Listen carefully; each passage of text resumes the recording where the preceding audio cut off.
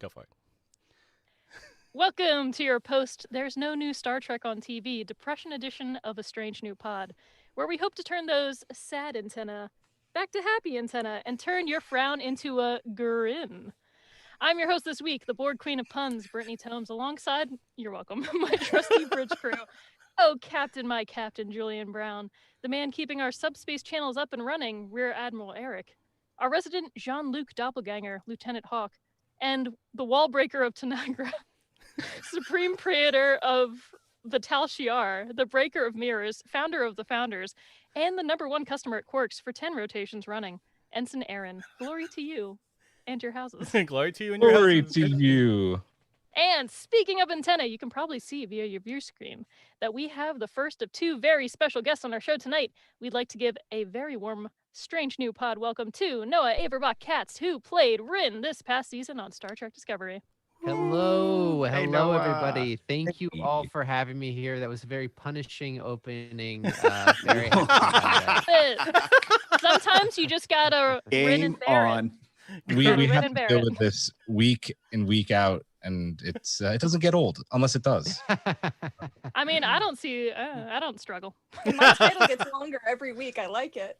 Yeah, I was particularly proud of #1 customer at Quarks for 10 rotations running That's because I definitely think true. it's accurate. You're So like the Daenerys Only of the 10? I'm show. the drunk one. Well, I like to imagine that if I come back to Star Trek, it will be as a Dabo girl. So hopefully we'll have some Nice. interaction with Quarks. I Excellent. will Next support morning. that. A drink. I will sign any petition to make that happen. Only if you Dabo, though. Yeah, okay. Well, we'll see. We'll see if what it's like in the future. I do have a video of me on my phone somewhere doing the Naruto run in full makeup and costume. I thought I that would love be it. funny and doing a lot of dabbing, and I haven't put it on the internet because I feel You like need to. it's No. almost too embarrassing. Like We've all me, Naruto run. It's true. Yeah, I think it's a whole video of me and David Ajala, and like Oh my he god. starts to do a freestyle rap, and then I start to dab, and then I make him hold the phone while I do a Naruto run. I think it was like the second That's day we had amazing. met, so it wasn't a great look for me. So one of the few things on my phone that isn't on the internet of me in costume. You gotta Um, let yourself out right It's away. That amazing. way you don't have to do that whole like, oh, I have to be on my best behavior. Everyone knows who you are, and you can just let it fly. one of Exactly. the people watching on our Twitch right now, Spotted Giraffe, said, "Oh, that's a real man right there." That's how you know. Yeah, We know a guy, and exactly. he's a real Naruto. So, Noah, not sure how familiar you are with the format of our show. Hopefully you haven't listened, but maybe you have. I apologize if you have. But every episode, we like to kick things off with our strange new loop. God, That that was sound. so jarring. Every week. Usually it's fine, but that was whew. And since you yourself are a Trekkie, we thought it would be fun for you to take part if you're interested. If not, you can definitely hide. Yeah, no, I'll probably do both. I'll answer and then whatever I don't even know what the question Go into the is, next but- room. You can Naruto run Exactly. away, honestly. Exactly, yeah. He's like village hidden leaf village, like I'm gone. So taking a page out of the Will Riker playbook, I almost said handbook. If you could run a holodeck program and watch the events unfold from any Trek episode, which would it be, and would you also pose as a character in that episode? You don't have to go first, mind you. Anybody can go. Let me hold on. All right. So You the gotta think question. sometimes. So you get to watch the episode unfold, and then you get to step in Yeah, if you'd you like to. choose. It's like when Will Riker was watching. Yes. The you end know, of the end of bad ending Enterprise. of Yes, Well, he knows. my He knows. No one yeah. You know, knows. I think what's the episode where Q becomes human? Is that Q who? I'd Q-less. call it human. No. Right? No, not Q-less? Q Hugh was the second one. That was when he introduced them to the Borg. Right. No, not that one. The one where he becomes human. Yeah. What's that called? that's Q-less, right? Q-less. Yeah, I Yeah. think I would like to do that, and I could see John Delancey naked, which I feel like would be worth the price of admission That's alone. amazing. And yeah, I think it would be fun to step in and just harass Q for a little while he's a human. Yeah. That I sounds don't know like if a anyone good can top answer. that. I like That'd that. be great. Yeah. Yeah, that's my answer. Take it or leave it, YouTube. Oh, it is a good answer. They'll take it. And Twitch and YouTube, you give us your answers as well, please. Deja Q. Deja Q. Oh, it No, might I be think- Deja Q. No, it's Q-less is the DS9 episode. We're Yeah. all wrong. Rob got us right. It's Deja Q where he loses Yes. Q powers. I Thank you, thought Rob. Timeless I was a love the Voyager puns. episode. Isn't that the one where Harry Kim? Timeless is the Yeah. one where Goes back- Harry Kim. It's like they stuck in snow and everybody died. Yeah. Quote unquote. Yeah. Like every Voyager episode, every other We're one. nerds. Yes. I think people know if they're watching. You know what other one I would want to drop in on? You know the one where O'Brien is in that prison camp for like 100 years, but it's only in his mind. Oh my I would God. like to just like fast forward like through 8 years of that, because we really just cut to like, year 5 or whatever. I'd love to just like drop in on like 3 months in or like a year and a half in the times when it's not climactic, just to see what he does to pass the time as he's slowly going insane. Having deep, dark dreams of just sitting in the Enterprise D transporter room waiting for something to happen. Exactly. Well, he is the most important man in the galaxy, so. Allegedly. I would totally join his prison gang. For me, it would be an episode that we just watched on our Discord with everybody, and that would be the DS9 episode In a Pale Moonlight. And I would just Oh my God. I would follow Cisco around like in the parts that like we didn't see, where he's really questioning the decisions of, is this okay what I'm doing trying to get the Romulans in the war? Is this like, if anybody finds out about this, I'm gonna lose my Starfleet career? Struggling with that, the point that he knows that like he's really in the wrong. And then the part where he's like, I pretty much am complicit in the murder of a Romulan Senate, but no one's ever gonna know. So So you want to watch him going through it?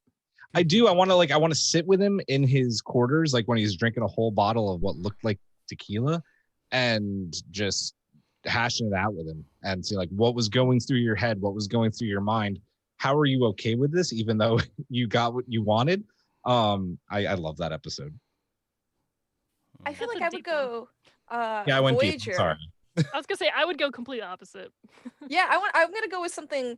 I don't know if this is sort of inception of this, but I would do the Captain Proton episode from Voyager, which is Oh my God. it would be a holodeck in a holodeck, because I like the slice of life moments in Star Trek where they're not like, it's not like a crazy crisis. Like when we see everybody partying on Discovery, like they're having just that moment together, and everybody's got solo cups in the future, which is great. And but I love Captain Proton and all the silly costumes and the black and white, and they got like the ray guns, and it's just a lot of moments of those characters and their friendships, and I think that would be a lot of fun. So that's what I would do. I feel like I'd end up in a Lower Decks episode. I was because just going I to would say that. I'd go that would be absolutely so insane. fun. Like I would go absolutely insane with Mariner because we're the same person. But Vindicta. also, Yeah, I was going to say Crisis Point. exactly, I'd go pure Vindicta. But if I had to choose like I guess a live action Trek, I would go Threshold, and I'd be a damn lizard baby. Yes, I'd be lizard one of those babies! lizards, and I would just sit there and be like, I am the offspring of Tom Paris. Oh God, Oh my and God. Janeway. Did you So see good. that meme the other day where it was like Tom Paris and Janeway, and what did he call Janeway, like flappy baby? Oh God, I don't want to catnip. know. Catnip. it was Anyway, bad. that's my Sorry. answer. Hawker, do you have an idea? Oh yeah, I wanna- absolutely. Yeah, there's only one episode I think I would go for, and that would be Measure of a Man, when Data is Oh, put on so trial, good. and that. Oh, so That's like you my would, favorite you would episode. argue that we should turn Data into a race of slaves. I'm sure that's where you'd be like, no, Picard, you're wrong. I'm sitting on the other side. Exactly. I would love to see you I- stand up against Picard, because it would be like mirror images. I would. I'd be I- like cry screaming. Big leave Data alone. Hawk is like smiling Picard. He is. I just want to be the court stenographer there when Picard does his monologue and that. What is he? What is he? Like I like tap when it on Riker the just data holds up pad. his hand. Yeah, Turns it off. exactly. Oh, it's such a good episode. Though. I guess me. Am I the last Yeah, one? I'm the you, last one. you and I'll go to Twitch. I was yeah. gonna say Crisis Point, but you said that already, Brittany. So I'm gonna pick a non-serious one. Is Booby Trap the episode where Geordi's girlfriend finds out that he has a holographic version of her? Yes. I would That just sounds want to like be a there trap. and watch it happen in real life, because I'd just be like, no, why? I would love that. I have like always secondhand embarrassment erase just thinking your about that. browser history. It's That's true. why I you're do not love a good supposed to Geordi copy episode, though. real people. We have some good Terrible. answers on Twitch. Some of these I don't recognize. Like I know episodes, I just don't recognize the titles. So they might have to explain. Mag says I'd be the goddess of empathy. Is that an episode or Yes, yeah? it is. So you know, Probably yeah. TOS, Can you explain that one real quick? That was the Barkley episode in that. Deanna Troy's character in the holodeck. yeah. I am the goddess. Oh, of Yeah, yeah, see? yeah. Uh, Okay. Don't copy real people. Again, always delete your browser history. Joe says I would go with Trials and Tribulations because yes, absolutely. Yes. A good Dex. Amazing. Mag corrected me. It was not catnip, it was catfish. Catfish. 'Cause they look like catfish, yeah. And then Spotted Draft says any two TOS episode so I can wear an insane pink and orange feathered dress. Not wrong. And that is it for Twitch and YouTube. Cool. So, all fun things aside, getting a little more serious now. So before we get to talking about your time on Discovery, which obviously is what we want to chat about, we wanted to give you some time to talk about some important work you've been doing in the diabetic community with Insulin for All. Oh yeah, well, I sort of was chatting with a fan on Twitter who does like another podcast live stream, and he had seen that I put the kind of Insulin for All hashtag in my bio, and he made this kind of really amazing little graphic, and I was just sort of trying to think of like, what can I do with this? I'm really just like a guy, and I'm kind of a big loser and a big dork, but like people are paying Debatable. attention to me. Not debatable, but people are paying attention to like my Twitter feed right now. So like, do with this, and so I reached out to an organization which I really really like called Type 1 International, which is essentially like a big conglomerate of different volunteer chapters that have like 37 chapters in the US and have some international chapters, Canada, UK, South Africa, and they really focus on advocacy, affordability, availability legislation. And they're, a really bootstrap organization, volunteer organization. So I just kind of reached out and was like, do you guys have any kind of like fundraising thing that I could just sort of direct people to?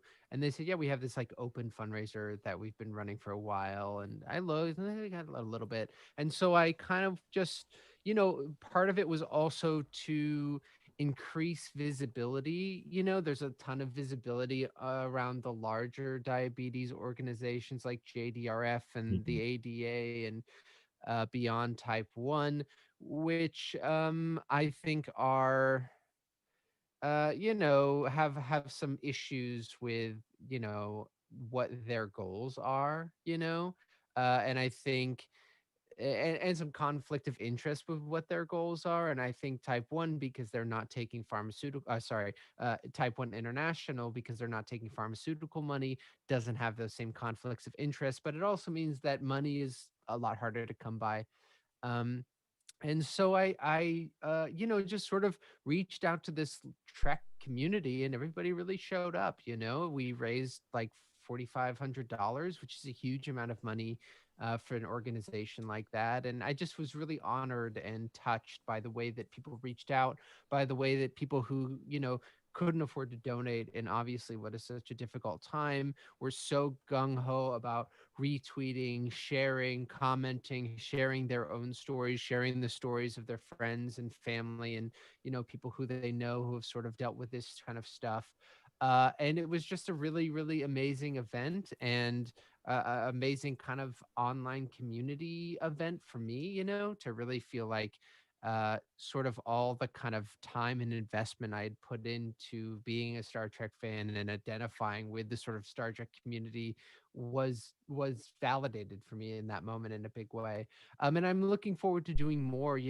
Some other fans have reached out about like 3D printing some actual like communicators. Oh, nice. In like the image of in like the 3D image of this kind of image that was created, and they've kind of fabricated some of those and are sending those to me. So I don't really know what I'm doing or what I'm going to do with them, but hopefully I can have somebody give me money and do something It'll with happen. that, you know. So I'll figure it out when they get here, and I'm looking at them like, oh crap, I've got like 40 of these com badges. I don't know what the hell I'm gonna do Well, with the these minute things. you get them, we'll order some definitely for the cause. sure. I There you know a few of go. us There have you heard go. of You'll donating. build a We'll, good yeah, community. we'll donate again. That's for So. sure. We love a badge. Look at Julian. He's got 2 on his shoulder right now. I do. I'm wearing my Perfect. Cerritos badge and our patron collective yearly gift badge. Amazing. Yeah. So you know, keep an eye out for that, and you know, it's just been awesome. It's just been really awesome to just, you know, reaffirm.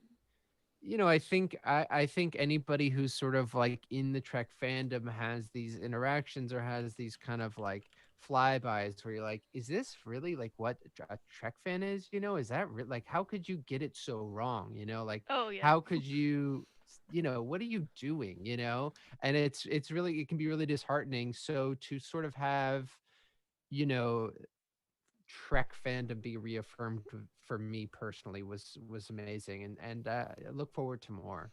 That's awesome. Real quick, Speaking of which, oh sorry, Brittany, real quick. I wanted to read something good. from Spotted Giraffe, who's one of our members, because she was talking to me about this morning.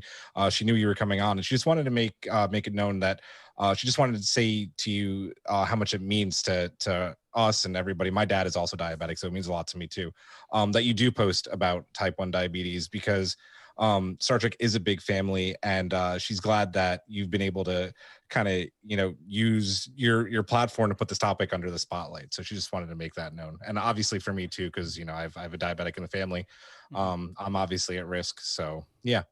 That's awesome. Well, thank you for sharing that, and I'm happy to hear those kind words. So thank you. That means a lot. So, It's a very it's a very worthy cause. I run a small care home and that for people with mental health issues and that, and I look after 2 people with type 1 diabetes and that. And it's a daily struggle. I and bet it is. Yeah. There's been some very scary moments, especially seeing somebody have a sugar crash.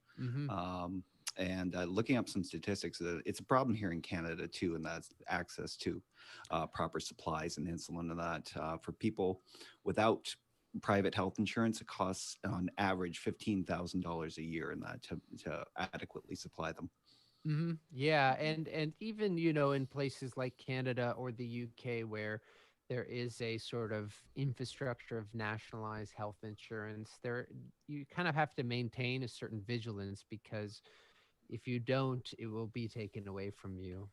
And I think just remind, you know, a lot of people have interacted who aren't in the States. And I think it's important to sort of remind other people who, you know, in Canada, where it's sort of on this cusp where it's better, but it's not perfect, you know, or in the UK or Scotland where it's really good, but it's easily threatened, that, you know, you kind of have to maintain a sort of vigilance and a sort of awareness about it, so that you don't lose the things that you do have. Definitely. And if people do still want to donate, do you have a link or a way of them to do so? Because as I'd like to say, you're either insulin or you're insul out. It just keeps coming, man. She's Here, just you on get fire. you get to hear one of these here, Noah. Shut up, Wesley. I'm fine with being the Wesley. It's amazing that it's honestly like, it's sort of like, I don't even know what we were talking about. I'm just so impressed now. You know what I mean? I'm like, Thanks. oh my god. God, I wish Like, you is guys could be in my head for 1 minute, because there's too much. I don't like, even voice them. Are they like written down? Do they have like, is there just a computer screen? It's just lined with Nope. different It's like the rhyming words? Matrix. Wow. It's just No, random Their things. brain.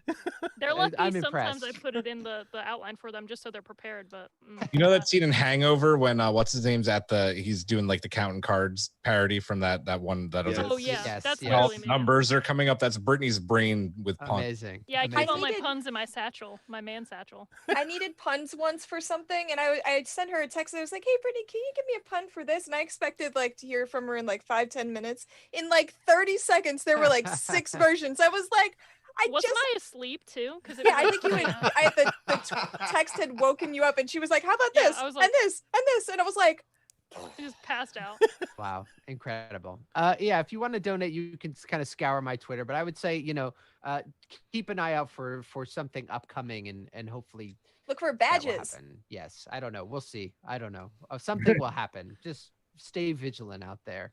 Awesome. Did you happen to get to go to Banting House while you're I didn't, I didn't really even know it existed. Last year I was up here when I was working on the show and flying back and forth to the States. So I didn't even like really get it on my radar. And this year, by the time I got up here, it was already kind of closed for COVID. yeah. So hopefully in the future I'll get to go because it's definitely on my radar and definitely something that I really, really want to check out. Yeah. For those in the chat that aren't aware, that's it's known as the birthplace of insulin. So it's in London, Ontario, Canada. Pretty cool. I did not know that. So, Me either. so segue time because I couldn't think of anything too funny. I'm saving you. Don't worry. Wait, you couldn't think of anything too funny? Who are you? No, I was actually going. No, I was actually going to say, moving from insulin to rinsulin. We're going to talk about Discovery season 3, but I thought it was so bad I didn't want to say it. But now I'm. No, it pressured. was. I think you were right on the first one. Right? Yeah. Well, it's too late. You made me go back. Let's talk about Discovery season 3.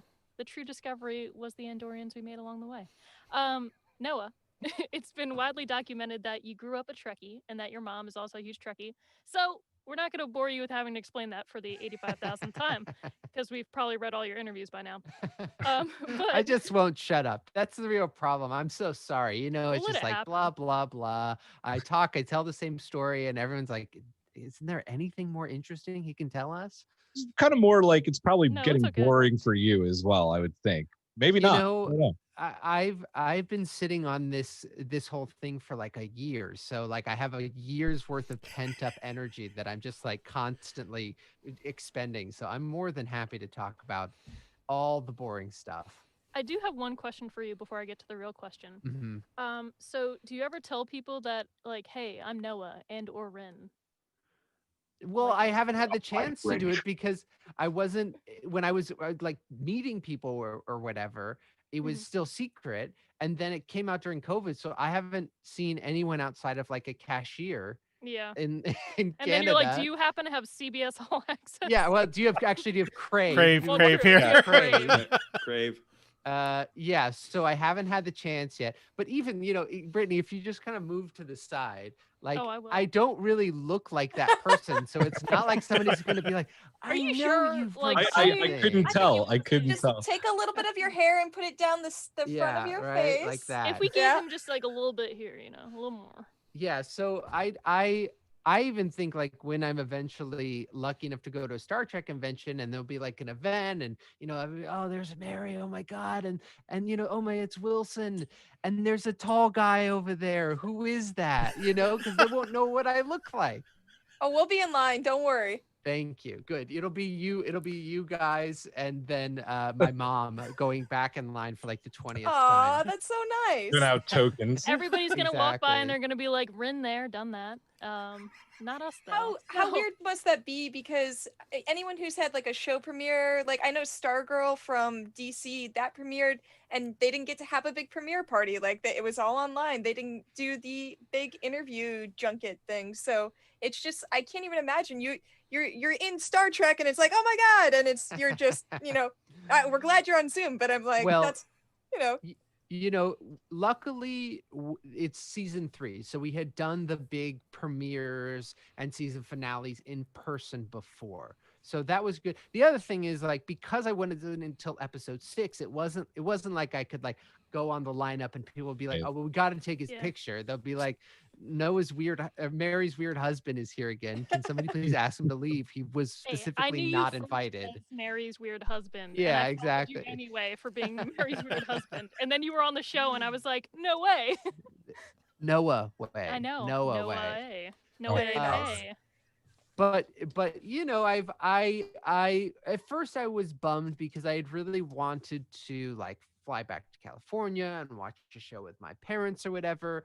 But then I was like, actually, like I felt very, very lucky that I sort of got this really fun thing, this really special thing, this thing where I could like spend a lot of my day interacting with people and sharing fun things and like making other people's day a little bit better.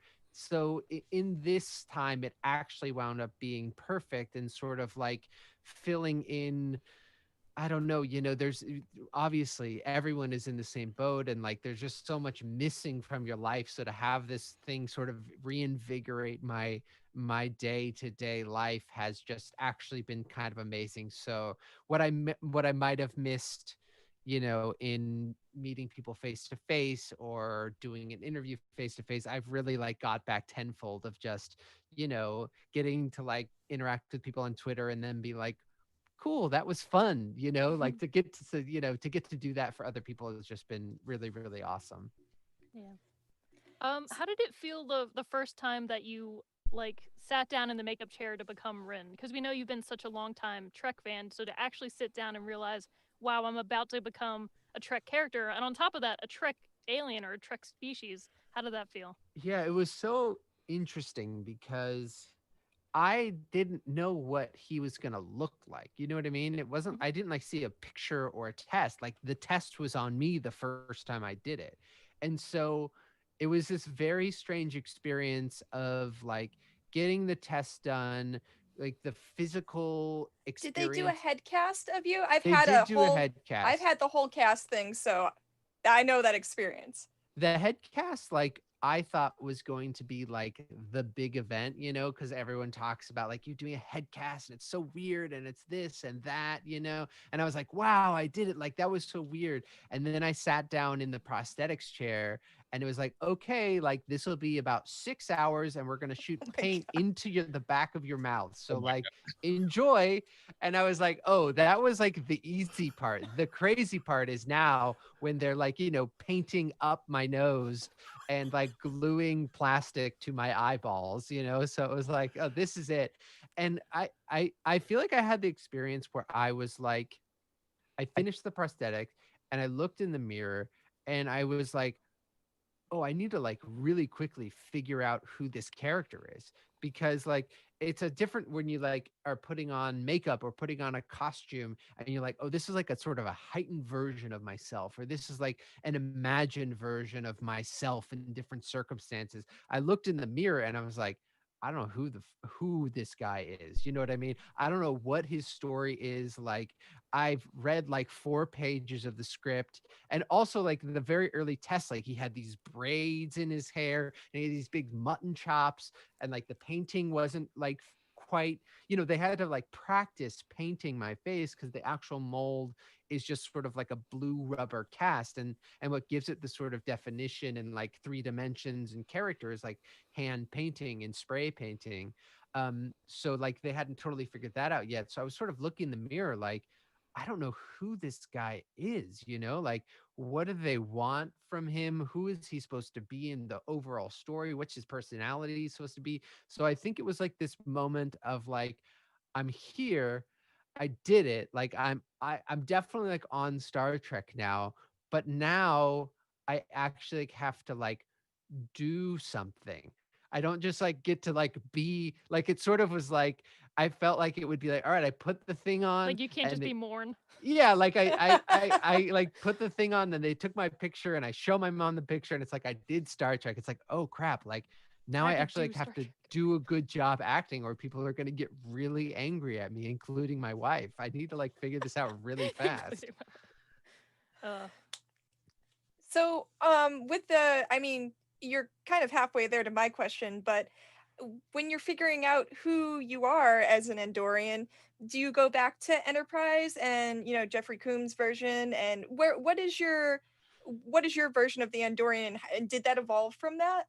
Yeah, so it was sort of 2 things. I mean, the first thing I did before I did any of the makeup, when I knew it was going to be an Andorian, because I think even like early on, it was unclear, at least to me, if it was what species it was going to be. If it was going to be an Andorian, in the very early audition sides, it might have been like even like they had mentioned Cardassians a lot. So I don't even know if they ever thought about that. But it was just not clear to me if it was an Andorian Orion. I think maybe some of the prosthetics guys like got me confused with Ian Lake, who played Tolor, and thought like I was going to be the Orions. So like, what are you talking about? You're going to be green. And I'm like, oh no, oh no, oh no. So, but once I sort of solidified the Andorian, or maybe even before then, when I was like, pretty sure, I watched all of the Shran episodes on Enterprise, and sort of really, it was like sort of figuring out the character was this two-prong approach, or three prongs really. It was Two antenna approach.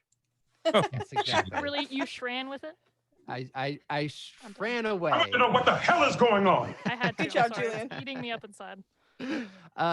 And part of it was what Jeffrey Combs kind of created as Andorian, because even though they're so iconic, there's actually like not a lot of canon out there on what Andorians are like and how they're different from Klingons or Romulans or whatever.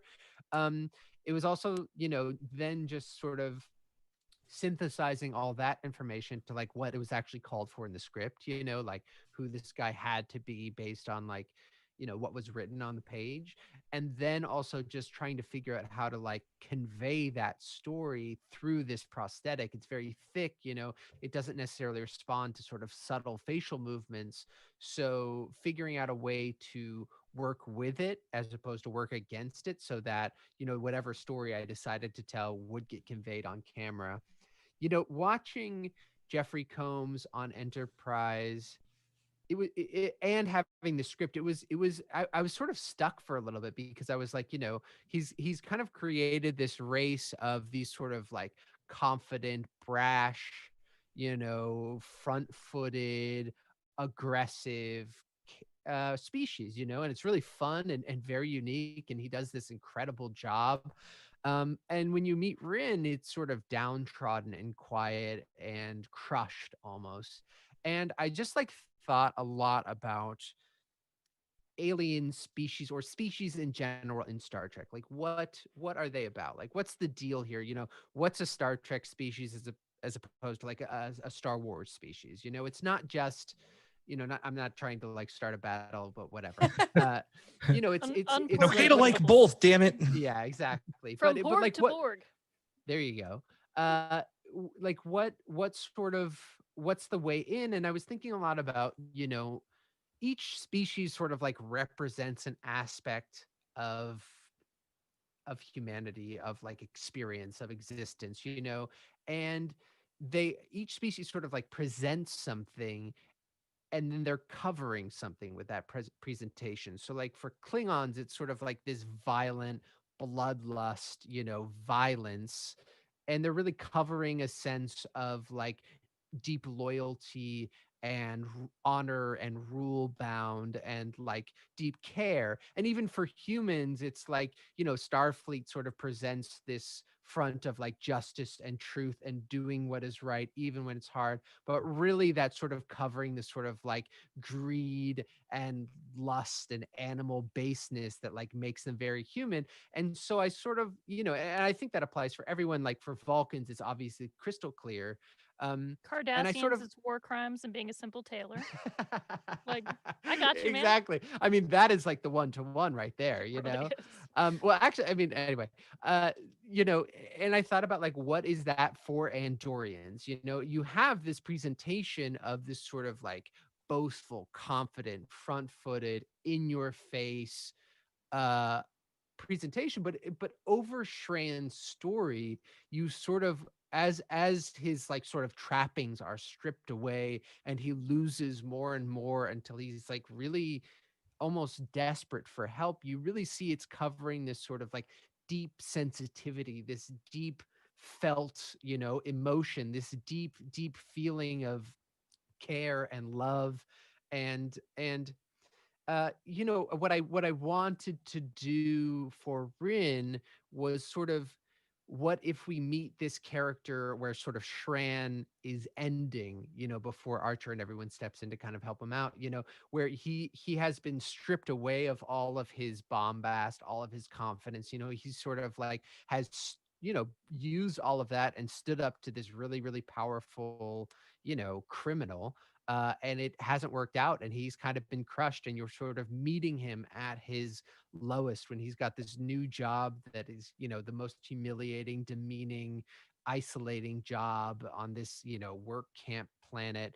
And then for his story to kind of be this redemption arc where he's slowly building up his confidence in an Andorian way, he's slowly building up that bluster again, that front-footedness. You see in episode 2 where he's like, I'm talking to the captain, but is very quickly shut down. He doesn't quite have it yet. And I think that sort of culminates in him fighting in his sort of last words to stand up and like make his last stand, even though he knows it's going to cost him everything. And that last stand is like, sort of saying like, I am myself again, and you can't take that away from me no matter what. Oh my God. I don't The think last that was Standorian. amazing. And the saddest part to me is just like, I would have liked to have seen that character stick around and become part of the crew. And I'm sure we all would, but I think that's beautiful. And it's a fulfilling story. So, a lot of people have said that too. And obviously, like, what actor wouldn't want their character to stick around longer, of course. And I find it very validating that people feel that way. It really makes me feel like I made an impact. But I also think, there is something really cool in Star Trek. So often we know so much about everything. We know so much about every character and every ship and every, we know everything. And that's one of the reasons why we love it so much. So when a character like Garrick comes along who you don't know everything about, it's just like there is something so enticing about them. And I feel like because we don't know a lot about Ryn and because he didn't stick around to reveal it, there is something so enticing about that, which I feel very lucky to have got to play that, where it's not somebody who is just there for the story beat, who's just there to like move the story along. And it's not somebody who's like, here is my home and this is where I came from and this is everything about me and now I've died. It's like, oh, I just want to know more about that guy. And I think that's just a really cool, special little thing that I get to do in Star Trek, which is not very common. Yeah. Well, maybe if they do they do short treks again, maybe we could see like the Ryn book backstory short trek. Yeah. That would be cool. I mean, absolutely. I won't say no to that for sure. I want to talk about your death a little bit more because it does come to a very unfortunate end with just this absolutely cold-blooded murder by the hands of Osira. And then, I think you mentioned it. We've kind of seen a little bit of, I don't want to say like a hardcore uproar, but a little bit of an uproar and a bit of a disapproval by fans.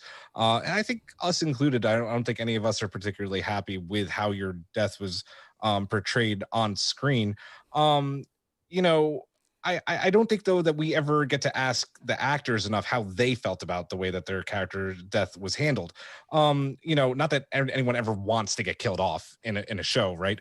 But I mean, I guess, are you happy with how Ryn's arc went and played out at the end there? Yeah, his arc definitely, I think he had like a really full kind of cool redemption arc, sort of like I was saying before. In terms of like the actual death, watching the whole episode together, I think, if I can step out of myself for a little bit and really like see how that death sort of plays into larger story, Osira's just come back from these failed negotiations where you're sort of like, well, is she right? Is she like right? And is Vance being an asshole in this?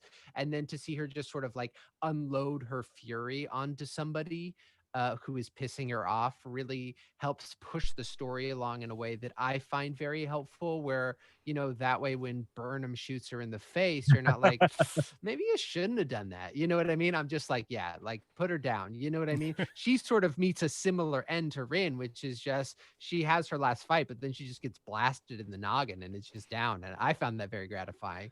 And, on the day I was like, oh, like, his last words I feel like are very meaningful, and I like that it's not a big speech. It's just like, you're nothing, just a bully. And I think there is something too about, at least how I approached it in my own head, which is like Ryn knows more about Osira than anybody else there except for maybe Zara, and he knows, like, by saying no, that he is going to die. And so he's sort of making this decision to just say like, no, and you're nothing, you're just a bully. And like you can blow me away, you can torture me, but like you can never tear me down in the way that you have before, because of the experience I've had with these people on this ship. And so in a way I find that so much more meaningful than, a slow like, oh book, you were my only friend, like, as fun as that would be to play, I do think there is something really, really powerful, at least for me, about looking your bully in the face, saying, eat shit, I'm out of here. You know what I Yes. mean? So of course, everyone wants it to last forever, but nothing in the same way that like no one on Star Trek is ever dead, nothing on Star Trek lasts forever. And I'd rather go out and sort of, middle fingers blazing, just like standing strong, not sort of like we lost him on the medical bed, Right. Yeah. Let's just go out, in a blaze of glory. Yeah, that's awesome. Oh. I would It's have on you, liked it bud. if he would have said eat shit. That would have been great. I'd be like, yes. I should have pitched that to Jonathan. Now I'm regretting not saying, and you know what? Eat shit. Yeah, what if he just says eat shit to him? What do you guys think about that? I genuinely think he would have let me try that. That Or would have been the maybe- best outtake. Or maybe eat apples. Yeah, eat apples. Eat Exactly. apples that taste like shit. How about them apples? What about you, Hawk? So your character became a fan favorite pretty quickly. What was it like being received with that kind of positivity? And also, what was it like having those scenes with your acting out with your wife? It was so amazing. I think like right after I finished shooting, I sort of was riding the high. I was like, oh my God, I did it. I was on Star Trek. I got to, act with all these people, and Jonathan Frakes directed me and he said, good job. Like I'm on top of the world. Then I thought, oh my God, like people are going to watch this. What if they don't like it? You know what I mean? What if they're like, I was like, am I an Andorian? Like, did I do the people can like, I started then like doing sort of like canon checks in my head. I'm like, is this Andorian enough? Was that Andorian enough? Maybe if they cut it this way, it will be Andorian in a good way, So I sort of was like sort of building up this kind of. We're building the Andorian. The lore. And Oh yes, No. thank you. Yeah. I can't believe I had to explain it. That's Mandalorian. embarrassing. No, yeah. I thought it was like a Mandalorian thing. No. Oh well, you know I'm what? sad. You knock out like 99 out of 100. It's okay. It's okay. Okay, yeah. That's what you're gonna miss. And Mary will laugh. it's true. She would have, and she also would have been really angry at me for not laughing too. So Okay. fair. So anyway, I was really nervous about people just being like, "This sucks. You suck." That would have just really sucked, especially as a fan. It's one thing when you're like on a TV show or in a play, and some old person who's a subscriber at the theater is like, "I didn't like the play," and it's like, "Well, I don't like you." Whatever. I didn't like your take on Hamlet. Yeah, like I Feel don't like I don't care what you words, think, words. But like when it's something where you are invested as a fan, it's like I actually do really care what people think, on mass, and so to kind of get the response that I did for just the small amount of screen time that I had, it wasn't insignificant, but it wasn't massive, it just meant the world to me, and it still means so much, because I really do still consider myself a fan, even though like I'm so deeply tied in with the show now. Obviously, like I don't read, I can hop on Mary's computer and read the scripts, but I don't, because I like watching the episodes week to week. That's I like awesome. being surprised, I like experiencing it as a fan. I didn't even read 313, the series finale, because I wanted to kind of be surprised by it and like see how it happened. And I've just been so glad that I've done it that way. So, just to feel like received in the way that I have been has just meant so much to me, because at the end of the day, it's like different from being on another thing or working on something else, because part of the experience is it's not just the acting, and it's not just like having your uncle watch it. It's like there is that thing of like wanting to interact with the fan base, like you've always dreamed of. It's like, oh, I've always wanted to answer that question. I've always wanted to like give my take on this. I've always wanted to, share behind the scenes photo. And so like getting to do that has been amazing. And getting to act with Mary was just awesome. We had acted together. The last time we acted together was about 5 years ago in school when we were at school together. And it was wild to see like, it was her house. Like she was so comfortable. I was like, oh my God, like I am completely being outclassed, which I usually am, by her, of course. Like she's always outclassing me and everybody. But I was like, oh, she's like legitimately running a couple of laps around me right now. I really need to pick up my game. In the disco, running her laps. Exactly. Yes, exactly. She was working on it. But it was clear, she had like 3+ years of experience, and it felt she was like just comfortable, and it was awesome to get to see that. But what was really funny about the first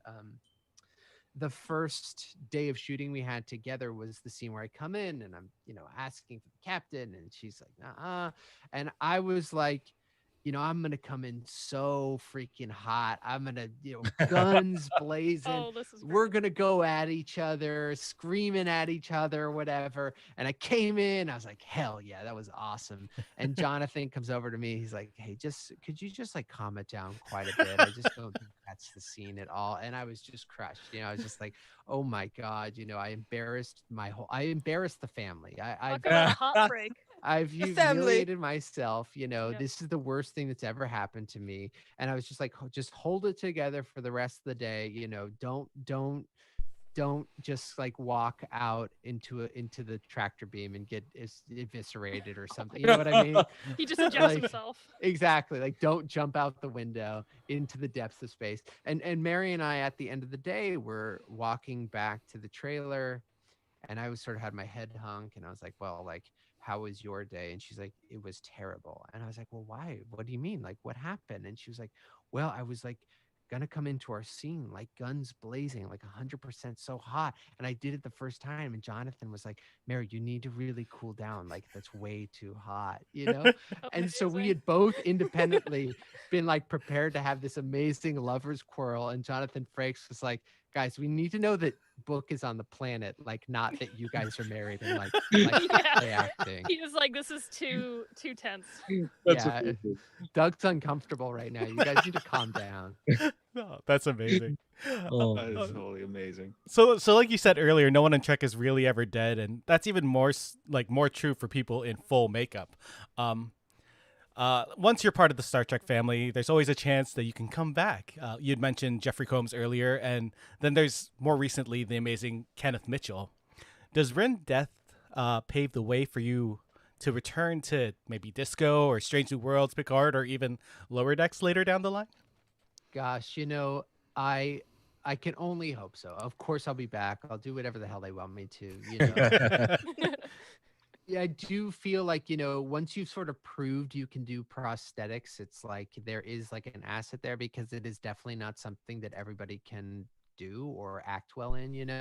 But these things are so much about the winds of fate. They need this at this time, and he's busy doing that and not that. So, as much as I would love to come back at any time, I'm also like kind of aware that really it's just like, it was a stroke of good luck that I was there in the first place, So yes, I would love to be back. And if not, I'm more than happy with the experience that I did get to have. Yeah. Our Twitch collective on are out there saying we'd love him on Lower Decks. We'd love him on Strange New Worlds. We need Noah on there. It's so awesome to see all the love out there. It's so nice. I also like somebody, I feel like people have like, I rightly so, people want to see what the Ferengi are up to in the future. And people are like, you can come back as a Ferengi. And I'm like, I would be two Ferengi stacked on top of each other. You'd be the tallest Ferengi. It's like ever. some transporter accident gone wrong. Ferengi Prime. Never go full Ferengi. We actually, to tie into Eric's question, had a question from one of our collective members, Rob. He asked if you could pick any character, any alien to come back as. You've obviously already played an Andorian. What would that be for you? I have two answers to that. I'm I love, as an actor, I love Cardassians, like this sort of like, yes, the sort of sly humor that they have, which is so different than the sort of dry, humorless, green of a Romulan. I think like Garrick is one of my favorite characters Oh yeah. because you Yeah. just are like so drawn in by them. But I really think like all of those Cardassians on DS9, they're just like is a level of complexity and malevolence that I feel like as an actor, I would really, really enjoy playing. So, even though it seems like the Cardassians are Federation members in this future, I still think that just getting to sort of re-tackle them would be so much fun. But I also think, getting to play a new species, like having that taste of like creating a little bit of canon, even though in my own little small corner, it's just like so attractive, to see how Doug has just like invented canon for Kelpians, his little arm swinging stuff, his I love him. so much of what a Kelpian is, like personality, attitude, identity, is based around what Doug has brought to the table as an actor. And the writers sort of saying like, well, Doug is making these kind of choices. How can we like sort of like extend those choices out into like a species, Extend like them out like a ganglia. exactly. How can they basal ganglia out to all the way out to Kaminar? So, getting the chance to create canon for a new species would just be kind of it's just so tantalizing that it would just be a lot of fun. Mhm. I agree. And what's more tantalizing to me is as a DM and a D&D player, I have to say I absolutely enjoy Anthony's updates on the Disco Does D&D crew, like their adventures every week. And obviously, like a lot of actors discover D&D and TTRPGs if they didn't already play them as kids. Sometimes they discover them after they've been acting for a while. So, and they find they really enjoy the role play aspect. So I was wondering, how's it been being able not only to act alongside these people like your wife and your colleagues at work, but also now that it's not on screen, being able to play via tabletop, like how has that been? It's Yeah, gotta be amazing. it's so great. It's so funny you say that because like a really good actor friend of mine was introduced by the game from an actor friend of his on tour, and he introduced it to me, and I'm playing in 2 games with 2 other actor friends. Like I think, I think like actors are sort of immediately obsessed with this game because so often we're in a situation where we know this character better than anybody else. We know it better than anybody else, and we'll get handed a piece of writing and you're just like, oh, they wouldn't do Yeah, that, and you're like, this isn't them. Exactly. Yeah. And I feel like tabletop RPGs, D&D gives you the opportunity to finally really claim like what they would do, and so all these actors have such a good time being like, I finally get to do what my character would do, Yes. not what like the production needs to happen so that 3 episodes from now the story makes sense, or because they like, thought it was funny, but here's what's actually funny, so Yeah. there is something that actors I think have really, really take to the game beyond the role play stuff, because in a way it's like, actors are the only people who actually get to like do the role play stuff. So it's like, Exactly. it's funny that they're so into it, because I don't think it's the acting part that really, really attracts them, because it's like, well, we kind of do that already and it can really be a pain in the ass. So like, I want to leave that at work. I think it's like the storytelling, the ownership of the story that really, really draws them in. But it's been so, so great to get to play with these people. Our game is Emily Coots, Ian Alexander Blue DeBario, Anthony Rapp, All my faves. Mary Wiseman, and now Anthony's fiance Ken has joined us. It's been great for a couple of reasons. First off, like I had met Blue in person one time at like a Halloween party in 2019, very briefly. I didn't really know what their role on the show was at that point. I don't think they really knew what their role on the show was. None of their episodes have come out. I didn't do any scenes with them. So like, I didn't know them. And I've still to this day haven't met Ian in person Oh yet. wow. Because of the I haven't pandemic. met Ian in person either, so it's okay. I haven't met I any talk of to you Ian people all in person. the time. I talk to Ian like all the time, and I still Well, haven't met them in person.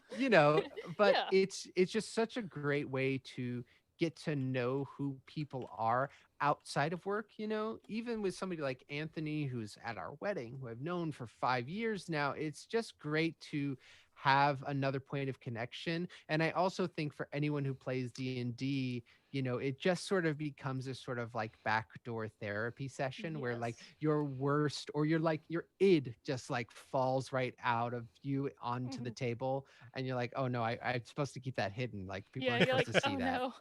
you know? I So it's revealed been my inner wants and desires. exactly. It's like, oh man, that is not good. I really need to get that looked at. So it's just been great to like get to know kind of really who the people are in another way. And it's just been so much fun, and just a great way to get to know everybody better, and a great way to just like stay connected, because we are not hanging out outside of work. We're not getting Mhm. together. People are on set and then they go home to their separate houses. It's not like we're in a pod or a bubble or anything like that. So it's been a really, really great way to kind of stay connected with people, because I think one of the great things about this cast is they're just so amazing. And the get together or the game nights we did were just such like a joy and such a luxury that we all got to participate in. And everyone is so kind and so giving and so caring that you weren't ever coming to one of these parties like being like, oh my god, here's so and so is going to be here again. You really look Yeah. forward to it. And so not having that is such a disappointment, as I'm sure everybody knows. But it's especially acute when you've moved to another country, and you just, for people who don't have partners, or whose partners are working all day doing something else. It's just you go to set and then you just go home. So having another little outlet has been really, really special and amazing. And Mm. hopefully, Anthony and I and others have been sort of pushing a charity event live stream forward. So Yes. keep an eye out for that. Hopefully that will come. It's still in development, but I'm really hoping for that, and for the chance to kind of get to share it with everybody. That Sounds sounds great to me. awesome. Yeah. So I don't think there's any more questions in the chat, or I don't know if you have time to go back and answer any if we missed any. There's one question, and it's kind of taken it down to a little bit of a darker place, talking about Ryn. If you want to answer it real quick, no, it's completely up to you. One of our patron members, Mag, she was asking about, unfortunately Ryn's antenna getting cut off in the we didn't see it happen, but the fact that they were, I mean, what do you think the symbolism is that for an Andorian, and how that was for the character? Yeah, it was interesting because I think a lot of people are like, "Oh, is he gonna get them back or whatever?" And I just think story wise, it's just like you have to. There's just so much time to spend getting them back, and then for him to get killed again, I think it would have just felt really, just kind of gross and Mhm. crummy. I also think a lot of people were curious, like why weren't they regenerating? Why wasn't there a chance to regenerate them? And something we talked about on set, and something that I think is so different from what happened with Shran and Archer is like, Archer did this very clean cut, and then they had the dermal regeneration, and obviously it's like over 1,000 years ago or whatever. The reason, who knows how long that those have been there, they've been like that. And one of the great little Easter eggs we also learn later on is like, which of course there's information about it in Enterprise about sort of their connection to balance and hearing, and when Aurelio is talking about hearing the four overtones in the opera, and like sort of what you lose when you lose those antenna. It's like you lose sort of the almost like the finer parts of life, and you just are sort of reduced to like your lowest self. you Mhm. you lose those things. And I think in my mind, and sort of what we talked about on set, and maybe in early versions of the script that wind up getting cut, it's like the reason they're not going back, the reason why they're sort of so brutal, is really speaking to the person that Osira is. Mhm. I think it's less almost to do with Ryn, and more to do with the kind of monster that Osira is, that she's smart enough to know how to torture somebody so that it really is humiliating, and it really takes something, valuable and precious, and, something that makes you away from you, and also do it in a way that they're not just going to pop right back. And it's not easy to go into, a programmable matter tanning bed and they'll pop right on. She's smarter than that. She's better than that. So I think as much as it sort of speaks to Ryn and, his sort of journey, I think in a way he's sort of, when we meet him, he's like, this is just who I am now. I'll never have this part of me back. I'll make this new friend book, but I don't know. We'll see what happens. I'll probably get blown up, whatever. And this is who I am, and I think a lot of it is indicating the kind of person that Osira is. It feels more real too, I think, because we see these characters who, might have been injured, or, this world, even though it's the future, not everything is fixable. And I think that makes the world feel more real too, because if you could just fix everything, or everyone comes back to life, that sort of thing, you lose the sort of, it loses its meaning, I think, when that happens. So you lose some of the stakes, and you lose some of the tension as well. Yeah, exactly. This kind of came up later on with Aurelio. And him saying, like, back where you came from, tech and medicine were plentiful, and that not in this world though. Exactly. Yeah, it's a real luxury to kind of get the care that might have been needed. And I think it's difficult to kind of keep up with the timeline, but it's all sort of happening so quickly that there's just not really time to kind of sit down. And I don't even know if Ryn would want to address it. He's probably not feeling great about it, That's something about Trek they do. They'll let like handicaps continue rather than just solve them with their magical Trek technology, which I think is sometimes to show that like just because somebody has a disability doesn't mean that they don't get to live a life, So I think that might have been part of it. Totally. Coolio.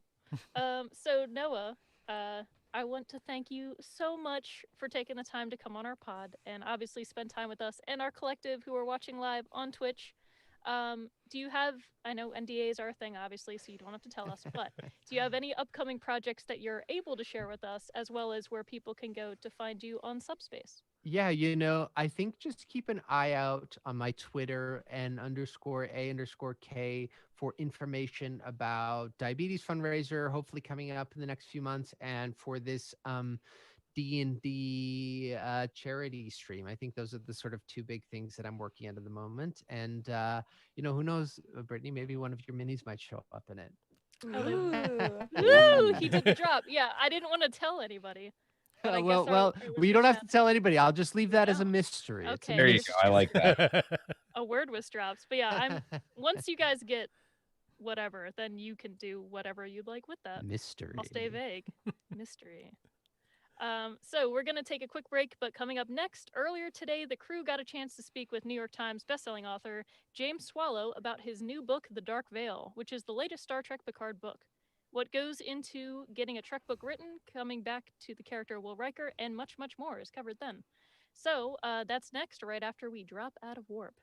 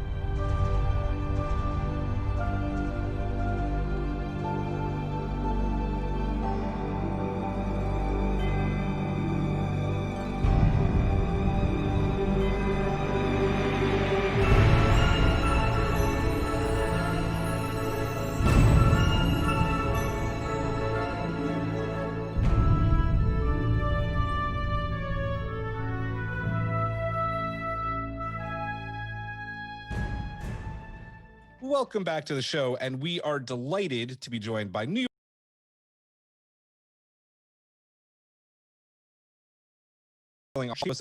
available now wherever books are sold or your favorite e-reader. Welcome, James. Thank you. Thank you for having me here. It's been really nice to be invited. It's a real pleasure to come on and chat to you about the book. Awesome. Yeah, it's absolutely great to have you. We've all enjoyed reading it.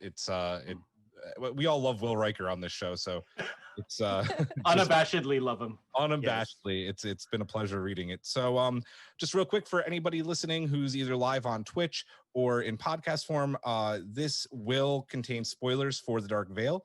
So this is your warning to leave now and come back and listen later if you haven't finished the book yet. James, I'm not sure if you get this question a lot, but I know that I'm curious about the process about how to get a Star Trek book written and published. Is it like a series or film where they have a general idea and pick the best author for the job to flesh it out? Or do you go to those Trek higher ups and say, hey, I have this great idea for a Star Trek book. What do you guys think? Yes, to both of us. It is neither one or the other. Sometimes we will get a call from Simon & Schuster, from the powers that be at Simon & Schuster, and they say, you know what we really like is we'd love, let's say, we'd like a TOS novel talking about McCoy. Could you do that?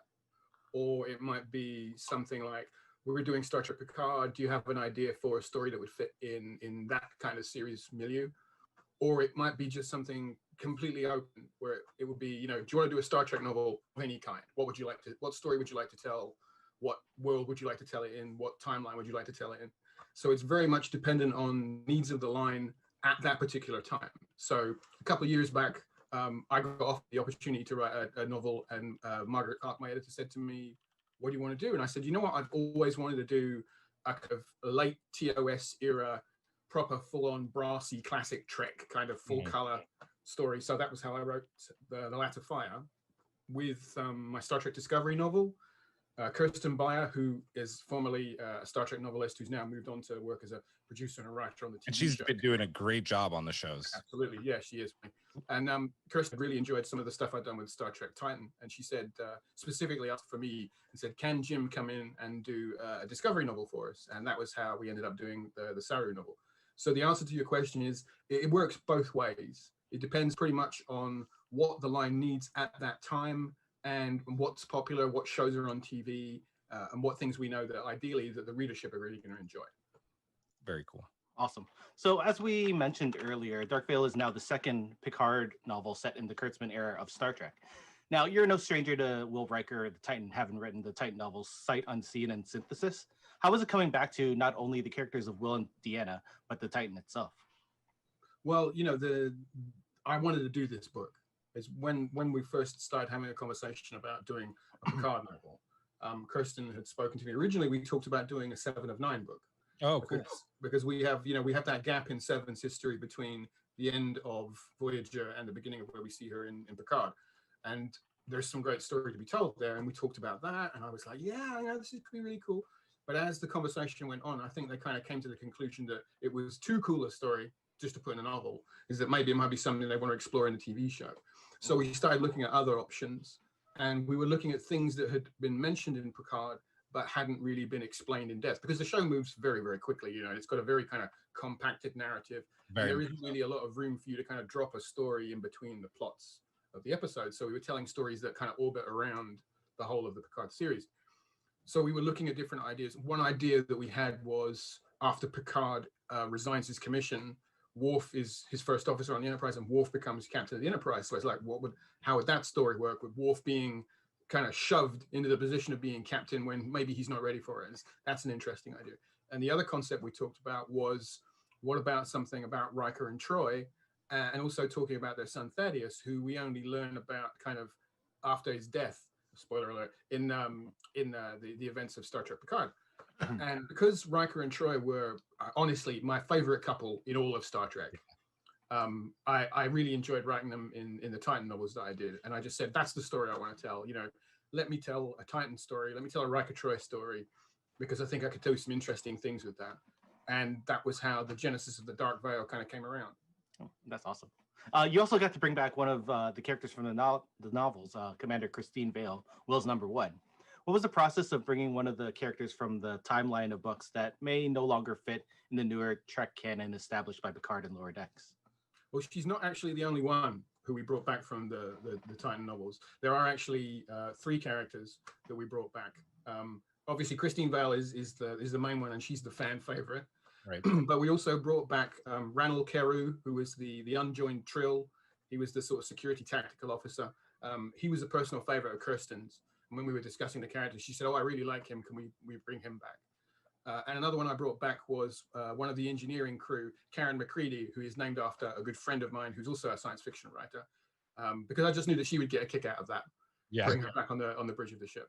So, but the process we went through was obviously the Titan Litverse novels exist in this kind of time stream, and the Picard TV show and the Picard time novels exist in a different time stream because the plot lines branch. So it's like, well, these are the same, but they are different.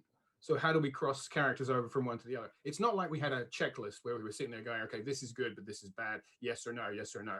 We made it a little bit more organic than that. It was more a question of what feels right, what characters do people like to see, what characters do I want to write.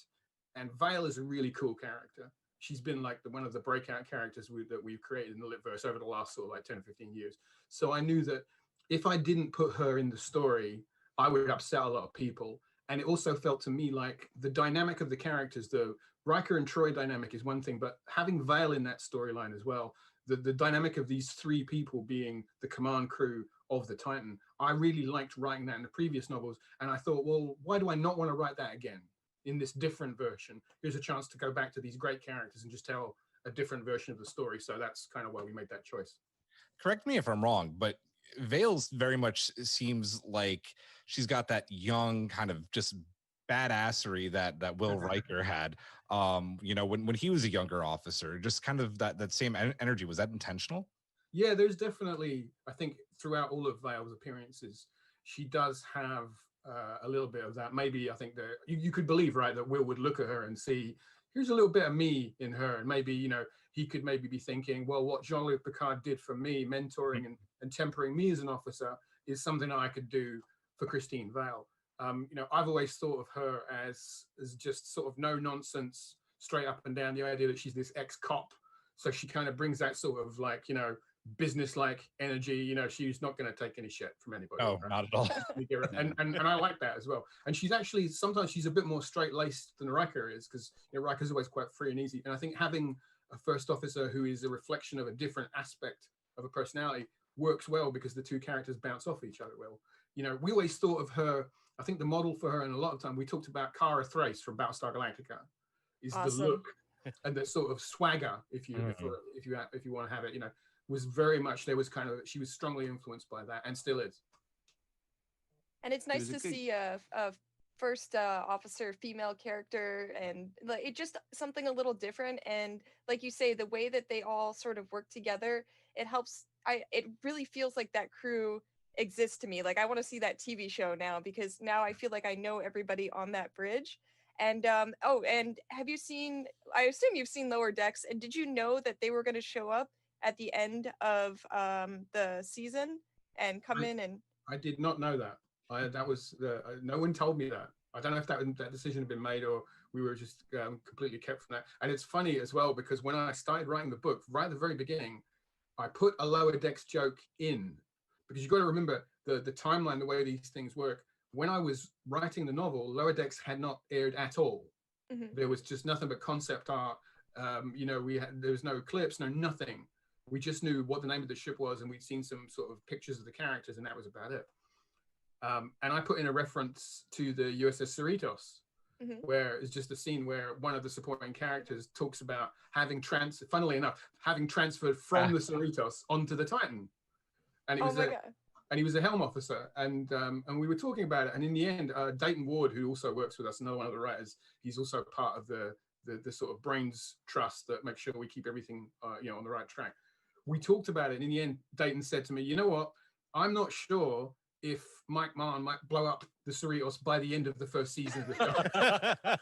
Because the thing is this novel is set like a few years after season 1 of Lower Decks, and so we don't want to look like idiots. And I said, well, it could be the Cerritos A, maybe, But in the end, we talked around it, and in the end, we decided to drop out. And it's a shame. It would have been a nice nod to kind of legitimize that show. We have Boimler being transferred to the Titan, and then we have. And then we have like that great moment, when I love that clip where he just goes, "It's the Titan," and he points to the ship and it comes sweeping in. Yeah, just the way he's so excited. Yeah. And that's me. That's my reaction. Absolutely, my reaction, 100%. It was all of our reactions. Yeah, I think we all had the same exact reaction when we saw it. It's just so amazing. It was definitely a kind of booyah, sort of like, as I said, I was talking to some other guys recently. And I said, what was it like? I was just kind of, that meme picture of Leonardo DiCaprio where he points to the screen. Yeah. I was totally doing that. And it felt to me, it was on a lot of levels, it really felt great because having written the Titan crew through, a bunch of different novels, I feel really connected to them. And I feel like it's not just, obviously it's not just me, there's a whole bunch of other writers as well. And Sharon Tarango created the artwork for the ship and everything. Titan the crew has a lot of parents, I guess you could say. And we all feel like, it's like seeing our kid up on stage. Yeah. And seeing the Titan appear on screen in a Star Trek TV show legitimizes, I think, the hard work that we did creating that ship and the mythology around it in the Litverse. And I really hope we see more of it in season 2. Yeah, it sounds like we're gonna get it in season 2. Do you think that we're gonna get, more of these characters that you've written, or have you not really heard anything about that yet? I don't know. I mean, it's going to be interesting to see. Again, Lower Decks is taking place quite a period before the books that we're writing right now. So we've got kind of 4 years of wiggle room. People were saying to me, you're writing about the Titan. Why is Boimler not on board the ship in this novel? And I said, well, this is like 4 or 5 years later. He's already got the boot, man. He's already been kicked out by now. It's like he's abusing his holodeck privileges, and then that's what happened. So what can I say? So that's the end of that. I mean, it would have been nice to find a place, I think, to put a reference in there, because I just like dropping in Easter eggs from different shows. I just think that's fun. And I know that the readers love that kind of stuff. But sadly, it wasn't to be. But still, it's still a great connection to have. What's your headcanon on Riker being like 5, 6, 7, 8, and Deanna being like, oh God. Yeah. That's the God, that 5, 6, 7, I think, man, I wish I thought of that. Because that's so hard. And the thing is that's pure Will Riker, isn't it? Yeah. It's just, there's no point where you look at that and go, he wouldn't say that. It's like, yes, he would totally. Because he just, what I like about that scene is it just shows that he just loves being a starship captain, and he loves being out there, and he loves being out there with his wife and his family and his crew and just doing cool stuff. And that's definitely something that I've always felt is at the heart of the character, the sheer joy that the Riker Troys have about doing the job that they do. And I tried to make sure that I put that in the novel as well. Oh, do I start on the next one? Yes, sir. Oh, sorry. Come on in, yeah. Editing. Sorry. So let's get back into the book, which I can say we all thoroughly enjoyed, as did our Discord collective who read along with us. One of the characters you got to write about in the Dark Veil was Will and Deanna's son Thaddeus, who, as we learn via Star Trek Picard, tragically passes away a few years later. That being said, we get the impression you had a lot of fun writing this very young, very intelligent child of such beloved characters. Yeah, Thad was a lot of fun to write. I mean, again, when we were coming up with the core concept for the story, Kirsten said to me, we've got this really interesting character, but all we ever see from him in the show is you just see the echo of his passing. You just see the effect that he had on his family. And obviously that's a tragic story, but she said there's a good story to tell here, the non-tragic story to tell about this wonderful young fella who had a great life and had a loving family before this terrible thing happened to him. Let's tell that story. Let's find a place for that narrative. So I'm looking at that and thinking, here's this kid, 5 or 6 years old in the novel, he's smart, he's precocious. Of course he would be, having Troy and Riker as his mum and dad, right? Of course he's going to be, sharp, and he's going to be a questing type of kid. And he's definitely going to be the kind of kid who gets himself into trouble and kind of, gets himself in over his head, because that just feels like that's what the young Will and young Deanna would have been like when they were smaller. So I thought I've got to make him that kind of kid. Aaron, sorry, James, real quick. Aaron texted me at a point, like when you're saying that, at one point she's reading the book and she's like, "Oh man, Thaddeus is a bit of a little shit sometimes." Yeah, he is. I did. I was and I listened to the audiobook and I was just like, what is this kid doing? Like running around being crazy. And Julian and I talked about it. And he's like, no, are you kidding? Like, look at all of the kids in Star Trek. Like they're all off on their own, having their own adventures, like Starfleet officers. And like as the book progressed, I was like, yeah, you're totally right. Like who wouldn't do that? You're on like a crazy ship and you see crazy things and you're the leader of your friends. And you know, that kind of reminded me of being a kid, because I was kind of that kid who was like, let's do it, you know, without thinking about it. So it actually, I had to sit, like, that's why Julia and I text each other, because I was like, hey, how do you feel about this? And then like, it was nice. It was like contextual. Thad doesn't have very good impulse control, but he is a 6-year-old, right? You know, so we can forgive him. I mean, I just, what I tried to do is I wanted to make him feel realistic, because one thing you see often when people write kids is they don't feel like kids.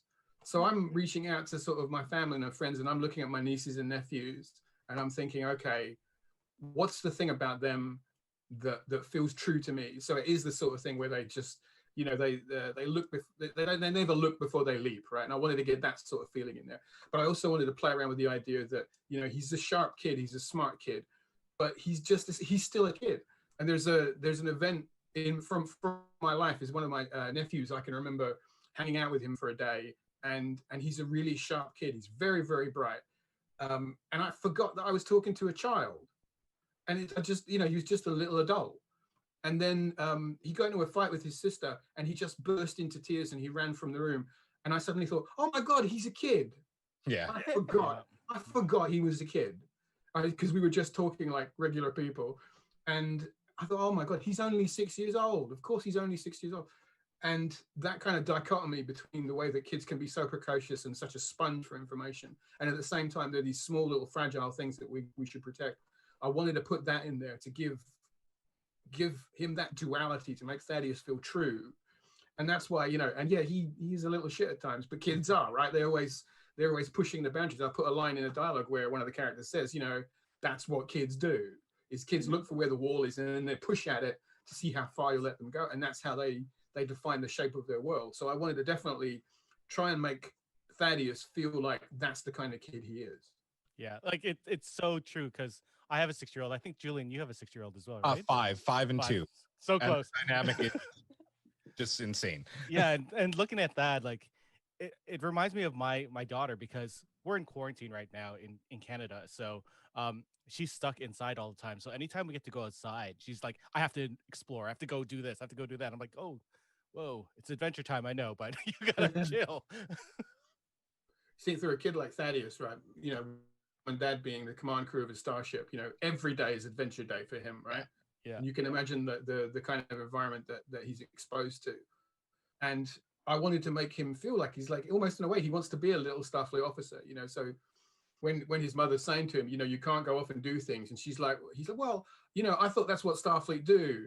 I'm going boldly, you know, I'm exploring. Isn't that what Starfleet does? And he kind of calls his parents on it. It's like, that's not what we meant, young man. Go to your room. It makes sense though, because as a child, even through teenage years, you're trying things on, like different personalities on. You're like, oh, I like that. Like I remember, you know, being, you know, in high school, and it's like, everybody there is wearing punk rock stuff. I'm gonna be punk rock. You know, like you try on all these different personas, and I think as a kid that makes even more sense. You see everyone around you Starfleet. It's like, I'm Starfleet. Like that makes total sense to me. Yeah, I mean, I didn't want him to be like I didn't want him to be like Wesley, be the super clever kid who saves the day all the time. I always think that Wesley's one of my favorite characters from Star Trek as well, and I think he was badly served by the writers who just made him too one note.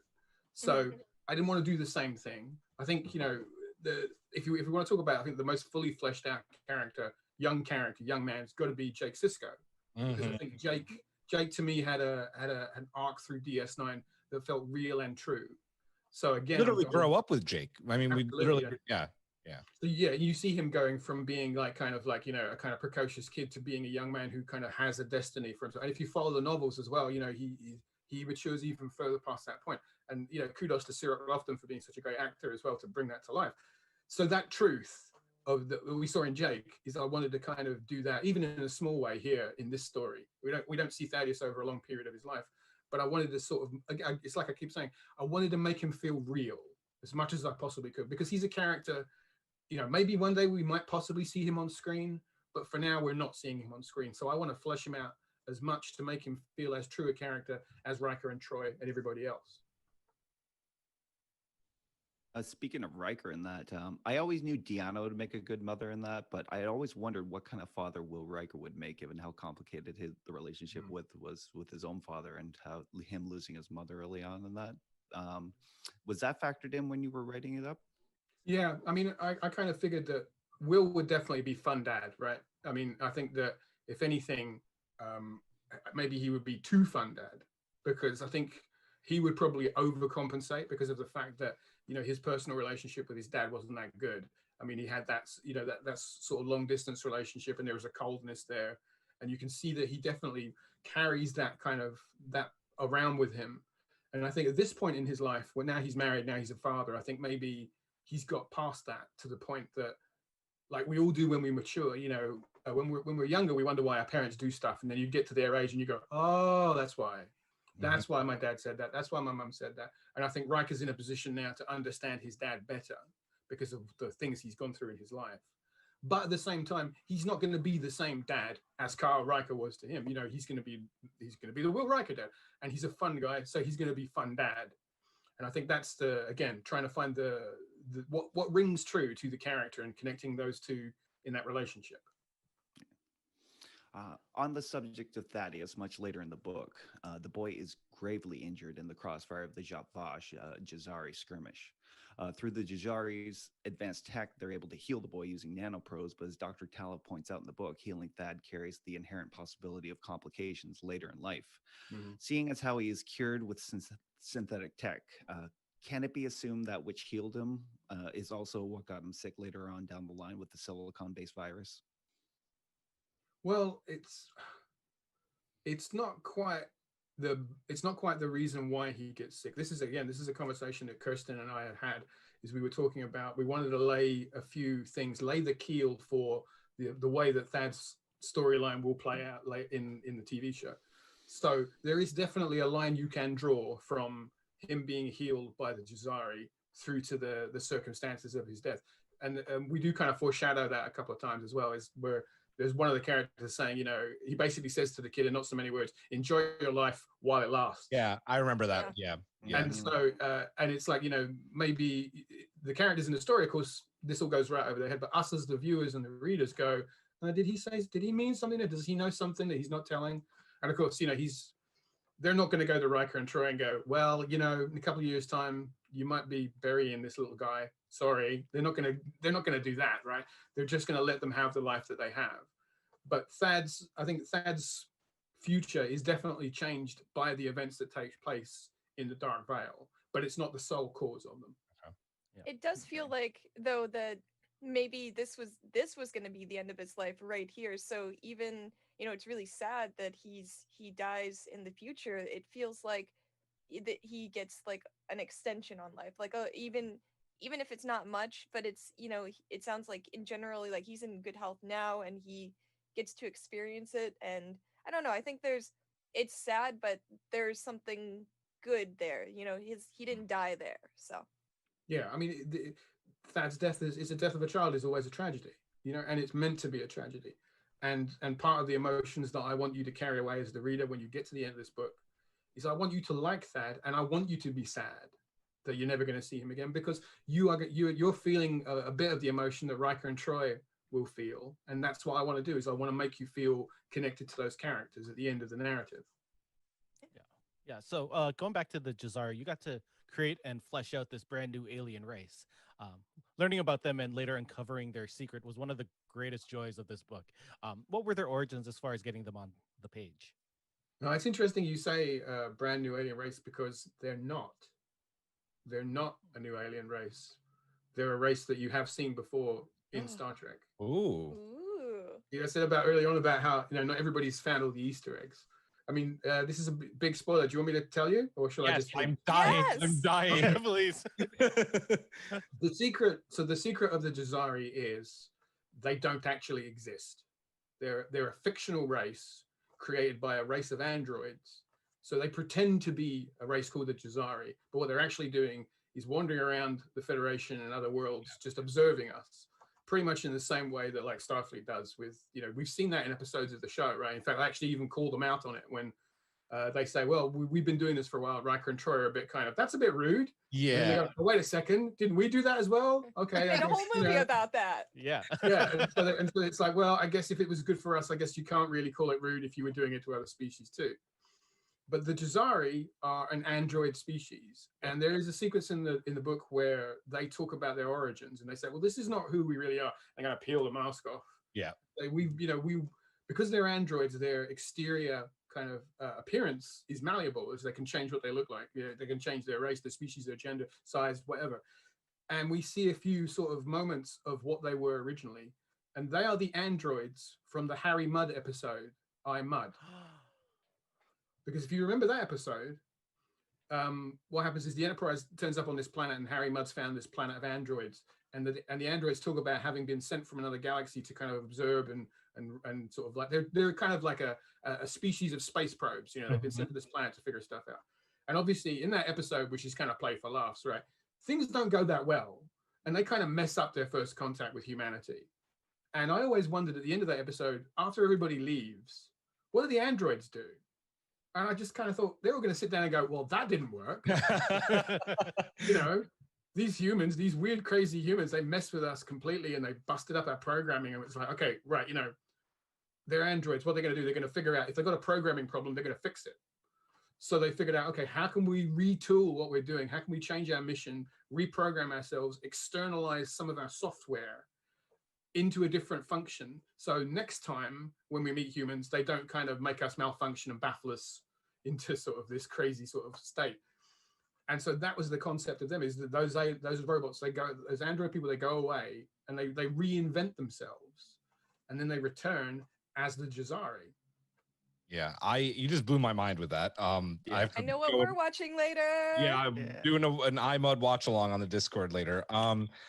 I have to say, one of my favorite parts of the book is when pardon me if I don't pronounce her name right.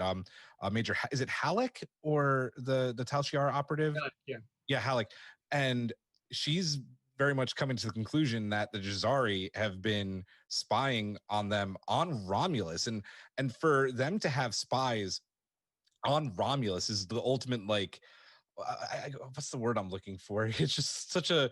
She was incensed. Yeah, just because this is what the Romulans do. They're the spies, and the fact that they're being spied on, I loved that.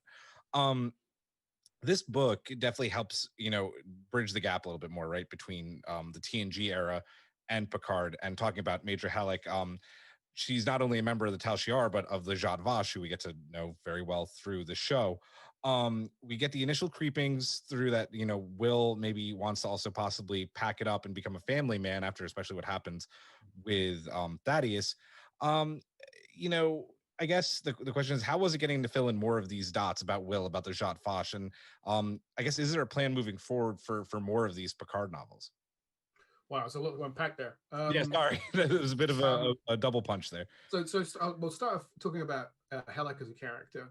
I wanted, we've seen the sort of the backstabbing Tal Shiar kind of operative.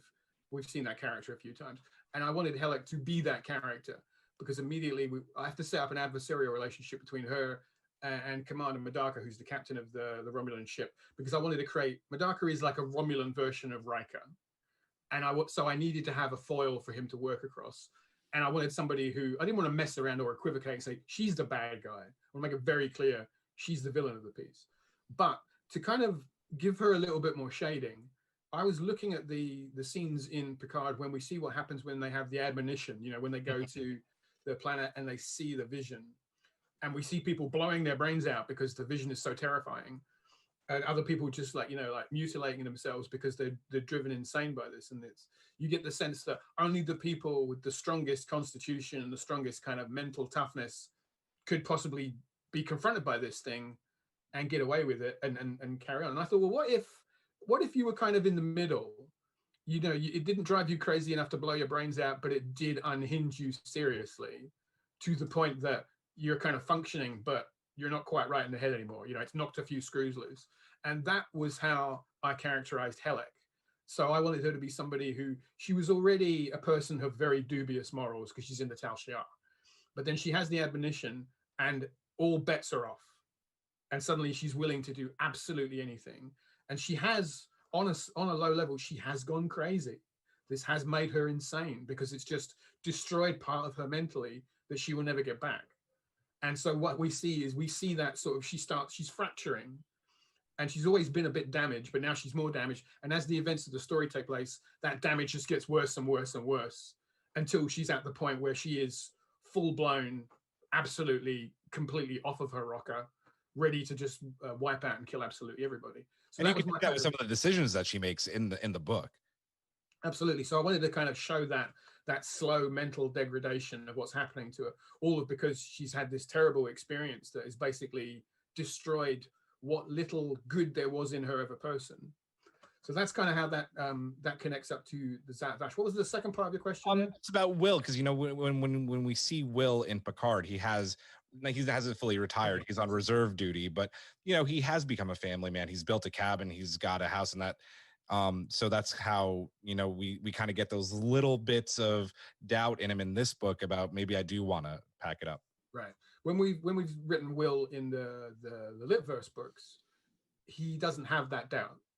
He's very much been a kind of guy where he's navigating between being a family man and being a starship captain, because he still has that energy in him to drive to go out there and boldly go and the strange new worlds, all that cool stuff, right?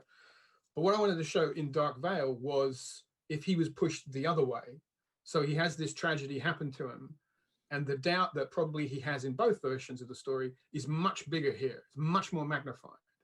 And so he articulates that question. He thinks, am I actually doing the right thing?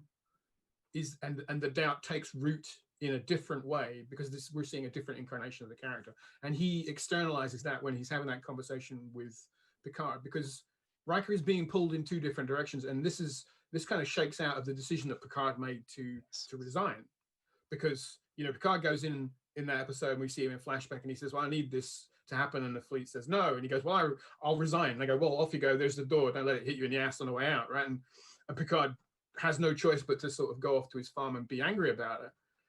And I asked myself the question, well, what would Riker do when he finds out about that? Maybe one impulse would be, well, if Picard's going to resign, I'm going to resign too. I'm going to stand by my friend. But then the other impulse might be, but if I stay in Starfleet, I can kind of show my displeasure for this, but also maybe try to do something for it. Because if you're outside the tent, you can't affect what's going on inside the tent. Yes, so that's kind of Riker's feeling. But as time has passed, a year after this, he's not seeing any changes. And he's wondering, are we really... me being in Starfleet, is it going to make a difference? And I think what we're kind of setting up there is the idea that some point past this, he looks at his life and he says, I nearly lost my son, I nearly lost my wife, and these terrible things are happening. I don't know if I can make a difference anymore. And that's the point that he decides that maybe we'd be better off charting our own course and leaving Starfleet. Yeah. But that's in the future at this point. And then the last part of that was, this has been just such a pleasure, both with this book and the previous book, to kind of get all that fleshed out. I guess, is there a plan for, is this going to be a line of multiple Picard books? There is already, I believe, another Picard novel is on the way. I don't know who's writing it, and I don't know what it's about. We've had some discussions that I said earlier about the idea of doing a Captain Worf novel. I don't know who's writing that, if it is indeed even being written. It's a cool idea, though. I think somebody should definitely do it. And there have been some discussions about other characters from Picard that we've seen in the show. New characters have been introduced in the series. Wouldn't it be interesting to see a novel about, like, Rios? What was he like when he was in Starfleet? I think that's an interesting idea. I'd like to see more of Raffi as a character. I think Una McCormack, my colleague, did a great job in Last West Hope, kind of building out that character. Very much. Maybe even some stuff with the androids or whatever. There's a lot of other characters we see in Star Trek Picard season 1. I think all of whom have interesting backstory that is hinted at. So all of those could be novels. So I don't think this is not Dark Veil is not the last of the Picard books. There will definitely be more. Do you think there's a Lower Decks book out there somewhere? Because I don't know what that would look like, but I would read it. No, I don't know. I had a conversation about that with a couple of friends on a Trek bulletin board. We were talking about what would be the best place to tell a Lower Deck story, and I don't know if a novel would be the right place. Maybe like a graphic novel or something like that. Yeah, I think that, because Lower Decks is like very fast, very quick, and a lot of the jokes are quite visual. I think a comic book or a graphic novel, to me as a writer, feels like that would be a good place to tell a Lower Decks kind of story. Having said that, if someone asked me to give it a crack, I'd take a try at it. Comedy's really hard, right? It's really difficult to be funny and to continue to be funny, especially in a book when you're writing 100,000 words, right? That's 100,000 word novel. That's like 10 episodes, 10 episodic scripts worth of stuff. That's 20 episodes of text of Lower Decks, right? To make one novel. So that's a lot of stuff. It's a lot of jokes. I think it would be hard to kind of keep that momentum up. But with a comic book, I think you could play with the format more. It just feels like it's closer to the intention of Lower Decks as a show. Yeah, I would love that. So you talked about Picard, and I know that it was nice to see him in this book, and they actually talked about him possibly going and seeing the Baku again, because we just watched that movie, which was the timing is funny, but I just wanted to know from you, like, what made you put that in this book? Was that part of the plan, or did you feel like that you were just sort of helping to close those open loops that have been hanging out for a while? One of the things about this being a Picard novel, and again, this has come up in a conversation with Kirsten, is I said, look, his name is on the book, and this is not a book about him. So doesn't that feel a bit disingenuous if we're just writing all about Troy and Riker? It's like, we're not going to write about Picard. It's like, that's a good point. It's like his name on the book, right? He needs to be in it. And I said, but we can't write every Picard book about Picard. Right? It has to be about other people too. So I kicked some ideas around. I thought, well, the way it would feel truthful to me is Picard is like almost like the framing device for this story. Not quite, but I wanted him to be in the book and have a presence. So we see him twice in the novel. First at the beginning, when Riker finds himself in a situation, he reaches out to Picard and he says, I could use your advice on this. And we just check in with Picard and we see him. It's a year after he's resigned. He's bumbling around the farm. He's just got his dog and he's not a happy man. And then Riker turns up to talk to him and they have a nice conversation because they miss each other. And I enjoyed writing that because it's a nice warm moment of two friends having a conversation. And then at the end of the story, he talks to the whole of the Riker family. And again, it's a nice kind of warm moment as the story concludes. So I wanted to show Picard in a place where he is not personally a happy man, but he's having a conversation with something that makes him happier.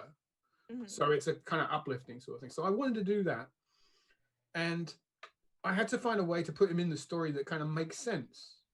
I had to find a way to sort of explore what he's doing and where he's going to go. I'm sorry, I've drifted off the, what was the question again? I've drifted off the question. Oh, I was just asking why you decided to include him or this part of the story in there. And you also mentioned like he decided not to go and, hang out with the Baku and get all young. Oh, yeah, the Baku, that was it. That was the thing. Yeah, sorry, I lost the point there. Lost the thread of it. Yeah, so when I was putting my notes together for that initial scene, Star Trek Insurrection was on TV that week. and I thought, and I've been like watching some of my bits and pieces of my favorite episodes. One of the channels here in the UK, the Horror Channel, they run Star Trek every day. So you get episode of TOS and an episode of TNG. And I thought, I'll keep watching these episodes just now and then, just to keep hearing Picard's voice in my head, so I can make sure it's fresh and true. And I turned on the TV and Star Trek Insurrection had started. And I'll be honest with you, it's not my favorite Trek movie. No, not mine either. I mean, let's cards on the table here. It's my least favorite TNG movie. But wait, what's your favorite, real quick? The TNG. My favorite TNG movie. TNG movie. Yeah. First Contact, man. Yeah, First Contact is definitely my favorite TNG movie. In terms of all of the movies, Wrath of Khan, obviously. Yeah. If you say any other answer, you're wrong, clearly. Anyway. First Contact. First Contact's great is my favorite TNG movie. So, but I was watching it again and I was listening to Picard's voice and I was reminding myself of it.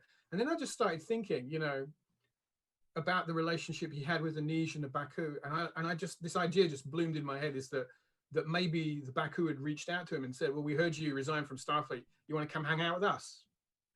And because he had that relationship with Anij that never really got consummated, and I thought it was a fun way to just reach back into something from Picard's past, because it also allows me to illustrate that he's in quite a sad place at this point in his life.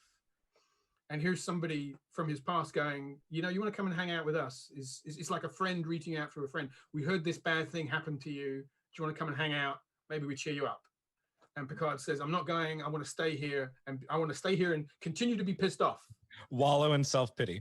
Wallow in self-pity, right? And because he's still processing that emotion at that point in the story.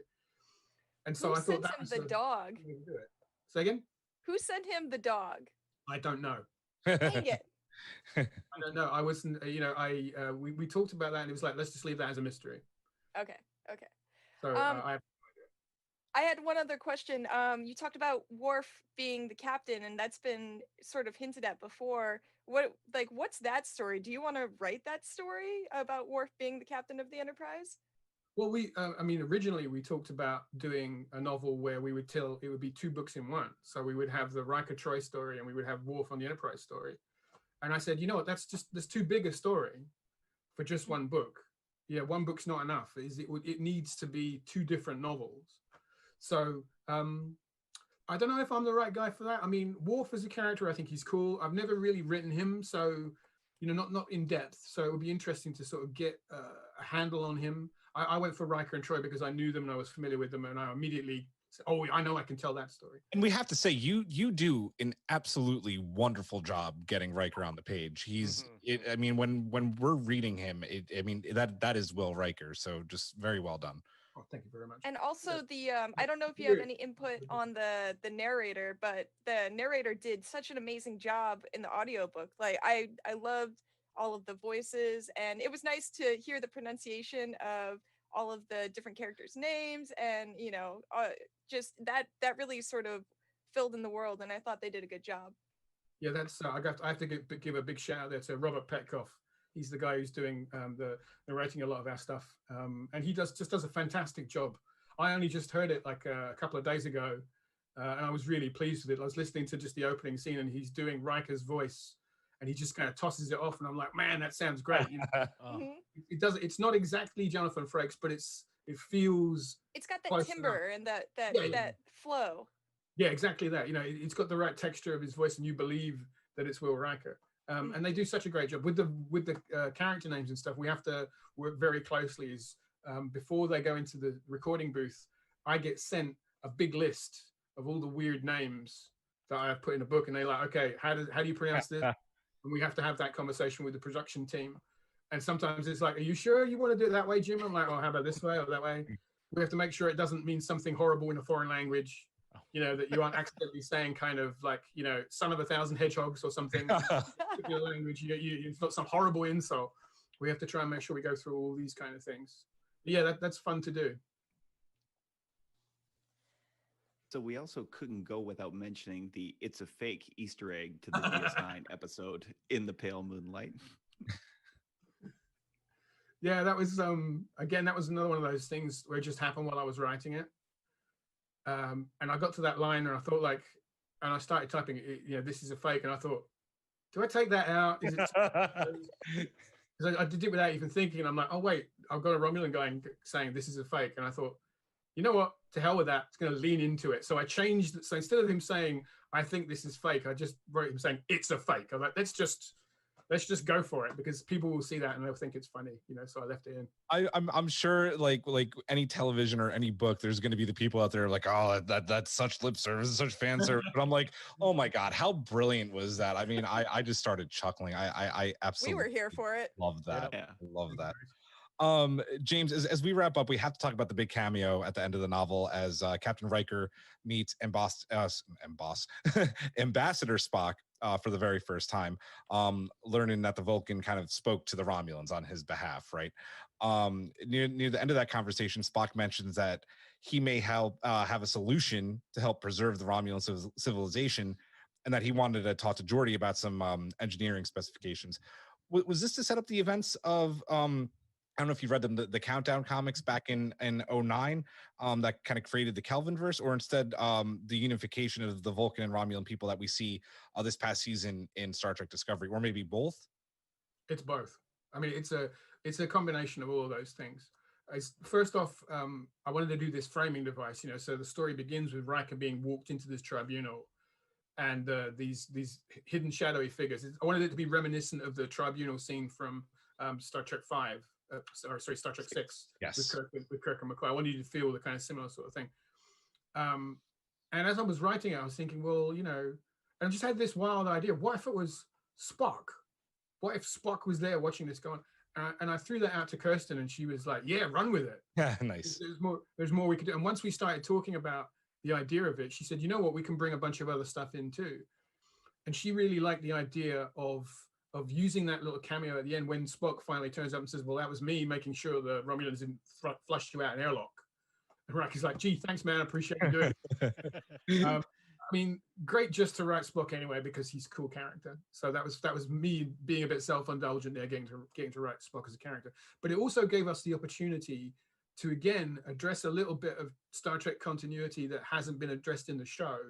Because Star Trek Picard is about the fallout from the Romulan supernova, and also, we know that's the instigating event for the Kelvin timeline. Spock trying to stop that from happening and failing and ending up traveling back in time and the timeline split and what have you. We wanted to address a couple of things there. First of all, we addressed the idea that Spock is setting up the stuff that will happen that will trigger the Kelvin timeline. But also, we wanted to say that, you know, the last time we saw him on screen, Unification Part 2, he was attempting to bring the Vulcans and the Romulans back together. And we wanted to say that just because the supernova is happening, that has not gone away. Spock is still working towards Vulcan-Romulan reunification. And of course, we see that play out in Discovery with, you know, I love the fact that episode was called Unification Part 3. It was my favorite episode of the season. That's terrific. You know? I loved it. In fact, just this week, I saw someone, my buddy Dayton Ward again posted up a meme, and he said that Nivar stands for now it's Vulcan and Romulus. Yeah, I saw the meme. Brilliant. That was really great. Yeah, it was brilliant. So what we want to do is we wanted to address a bunch of those ideas. And I'd read the Star Trek Countdown comics, and I know they're kind of in a shaky sort of, is it canon, is it not quite canon? But one of the things that's great about being one of the tie-in writers is we get to choose the stuff we put in the story. And I really liked the little idea that the jellyfish ship that Spock pilots was built by Geordi LaForge. Yeah. And the idea that Spock and Geordi had worked together to build this really cool ship. And I thought, you know what, I like that. I want to bring that back, that idea. So that's what that conversation is Spock says to Riker, could you put me in touch with Geordi? I've got some questions with him about warp tech. And the idea is what they go away and have that conversation. And Geordi goes, I got this cool ship. Maybe you'd like to borrow it. Yeah. And that conversation goes on from there. So it was me just pulling all these different aspects together to say, yeah, we are setting up the Kelvin timeline, and we are also setting up Unification 3 and a whole bunch of other stuff, just saying, you know, these things are all still going on in the background, even if they're not right there in your face as a primary part of the story. Yeah, I absolutely, I love that he was kind of at the tail end there. It was just really awesome. James, we want to thank you so much for coming on the pod to chat with us. A lot to talk about. It's a great book. Before we wrap up, is there anything you would real quick, actually, we always like to ask our guests that we have on the show that are especially, big Trekkies, what their favorite Trek character and episode is. And do you have either of those, or do you just love it all? That's such a tough call. Every time someone says to me, what's your favorite thing? And I'm like, oh, I can't pick just one. I mean, if I had to, I could pick like, oh, I love this character from this show. I mean, Kirk's always been a favorite character of mine, but so has Riker. I love Major Kira as one of my favorites. I loved Reed, and then I picked like one from each episode. So Reed from Enterprise. I picked Saru from Discovery. Who am I missing? I pick Voyager. Say again.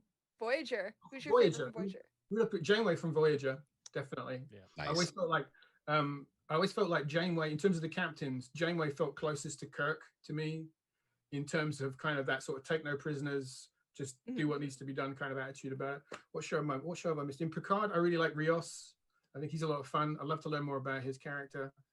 And Lower Decks, Boimler, because he's such Boimler, wow. Yeah. Such a fuck up, but I love him. He's so funny, right? He's just He constantly. doesn't get enough I love. feel like I hate to say it, but I think he's probably close to what a lot of us would be. Like, we all think we'd be Mariner, but we'd probably be Boimler.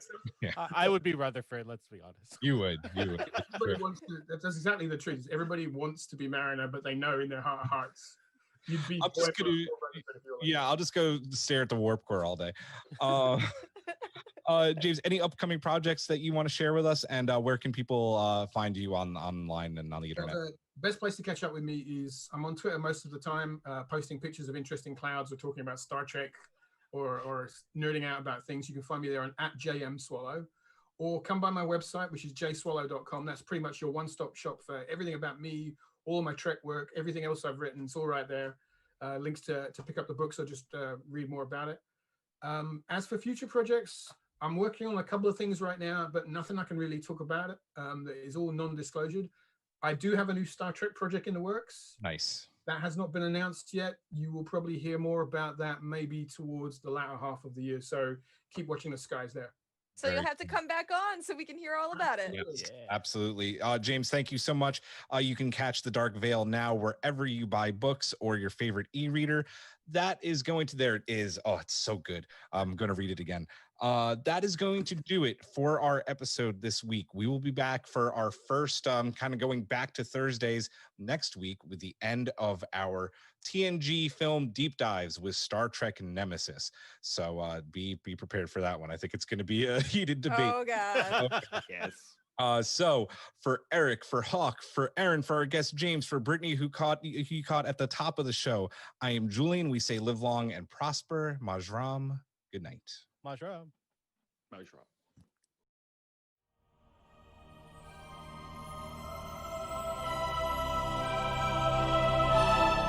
Thanks for beaming into our podcast today.